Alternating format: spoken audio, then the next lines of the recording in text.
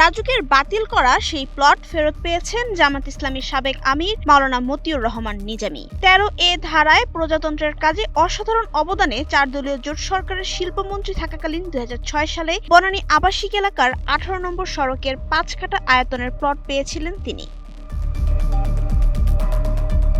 2016 সালের 11 মে 71-এর মানবতা বিরোধী অপরাধে তার মৃত্যুদণ্ড কার্যকর করার পরেই প্লট বরাদ্দে অনিয়ম ও ত্রুটির কারণ দেখিয়ে প্লটটি বাতিল করে আওয়ামী লীগ সরকার। এরপর দীর্ঘ প্রায় 1 দশক পর বাতিল হওয়া প্লটটি পুনর্বহালের বিষয়ে গঠিত পর্যালোচনা কমিটির সুপারিশের ভিত্তিতে রাজুক বোর্ড প্লটটির বাতিলাদেশ প্রত্যাহারের সিদ্ধান্ত নিয়েছে।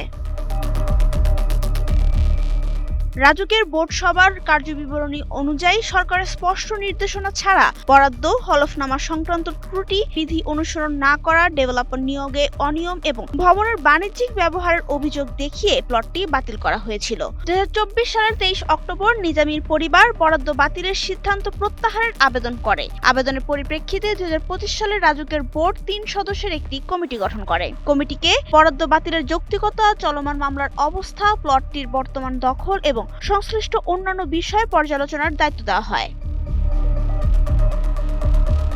পর্যালোচনা শেষে কমিটি মত দেয় 2016 সালে যেসব কারণে প্লটটির বরাদ্দ বাতিল করা হয়েছিল তার অধিকাংশই বর্তমানে টেকসই নয়। কমিটির প্রতিবেদনে বলা হয়েছে, প্লটটি গৃহায়ন ও গণপূর্ত মন্ত্রণালয়ের নির্দেশনার ভিত্তিতেই 2006 সালে বরাদ্দ দেওয়া হয়েছিল। ফলে সরকারের অনুমোদন ছাড়া বরাদ্দ দেওয়া হয়েছিল এমন অভিযোগ গ্রহণযোগ্য নয়। এছাড়া ডেভেলপার নিয়োগ, ভবনের নকশা অনুমোদন এবং ভবনের ব্যবহার নিয়ে অভিযোগ খতিয়ে দেখে কমিটি জানায় ভবনটি বর্তমানে আবাসিক হিসেবেই ব্যবহৃত হচ্ছে। প্লটটি নিয়ে একাধিক দেওয়ানি মামলা চলমান থাকলেও সেগুলো প্লটের বরাদ্দ পুনর্বহালের ক্ষেত্রে আইনগত কোনো বাধা সৃষ্টি করছে না। নাবিলা রহিম, সময়ের আলো।